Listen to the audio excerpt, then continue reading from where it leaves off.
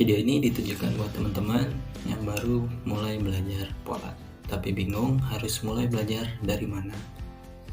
Sebenarnya nggak ada pakemnya, nggak ada patennya harus mulai belajar pola itu dari mana.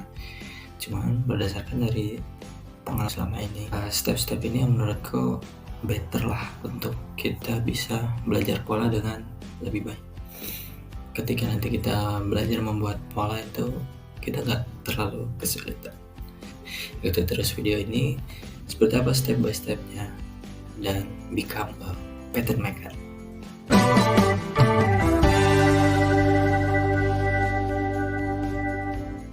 Ya, tentunya aku nggak menyarankan teman-teman buat langsung belajar membuat pola atau langsung menggambar pola. Itu aku sangat-sangat nggak menyarankan, karena nanti teman-teman akan mengalami stuck dan harus kembali lagi ke belakang untuk belajar dasar. Untuk itu, langsung aja kita menuju ke step yang pertama. Aku sarankan yang pertama teman-teman harus mempelajari anatomi dari sebuah garment. Kita pelajari bagian-bagian dari garment itu apa aja. Di layar teman-teman itu contohnya adalah shirt atau kemeja. Anatominya seperti ini, bagian-bagiannya ada collar, ada yoke, ada placket, ada sleeve, dan lain sebagainya. Nanti teman-teman bisa pelajari sendiri, ada banyak sekali di internet. Setelah teman-teman udah mengetahui anatomi dari sebuah garment, angka baiknya teman-teman belajar dulu cara mengukur, how to measure garment. Seperti di video ini aku udah pernah bikin cara mengukur garment, itu sebuah kaos contohnya. Nah, teman-teman harus tahu dulu cara ukurnya. Kenapa ini penting?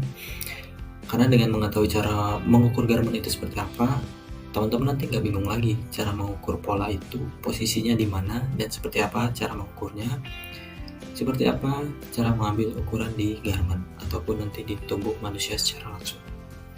Kalau teman-teman masih bingung cara mengukur posisinya itu di mana, harus seperti apa mengukurnya, maka nanti ketika belajar pola, teman-teman akan lebih bingung lagi.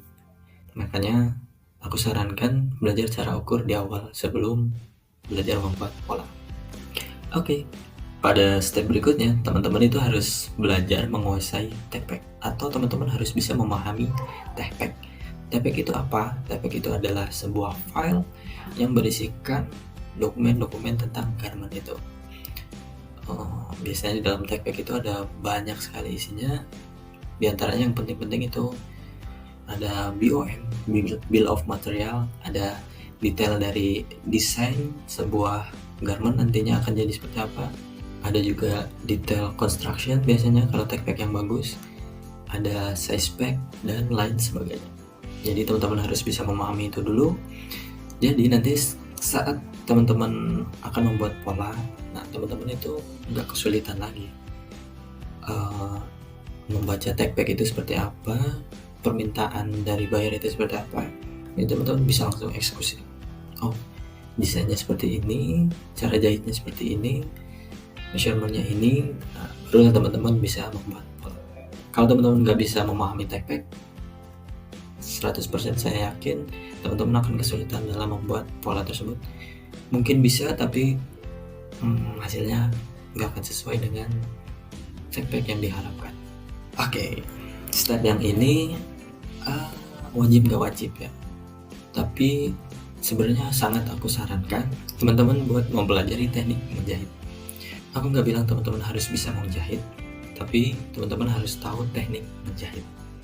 Simpelnya seperti ini. Jadi kalau teman-teman melihat sebuah garment atau memegang sebuah sampel, teman-teman tahu ini tuh prosesnya dijahit menggunakan mesin apa, seperti apa cara menjahitnya, dan seam allowance-nya itu butuh berapa besar. Itu yang terpenting. Fungsinya untuk apa? Fungsinya teman-teman nanti akan lebih mudah dalam menentukan bentuk polanya itu seperti apa dan seaming allowance-nya butuh berapa. Kalau teman-teman nggak tahu ini, teman-teman nanti akan kembali lagi, teman-teman akan mengalami kesulitan dalam membuat sebuah pola. Gak harus jago menjahit, tapi harus menguasai teknik menjahit. Setelah step-step di awal tadi dilakukan, teman-teman udah pelajari, ya paling tidak teman-teman tahulah dasar-dasar dari step-step di awal tadi. Baru saya sarankan buat teman-teman mulai belajar membuat pola. Tentukan dulu teman-teman mau membuat kaos, fokus di kaos atau fokus di kemeja ataupun di celana terlebih dahulu. Fokus di salah satu item sampai teman-teman bisa benar-benar memahami dan udah mulai lancar untuk membuatnya, baru nanti pelajari item yang lain, mau itu dress, mau itu jaket atau alma mater, dan masih banyak lagi yang lain.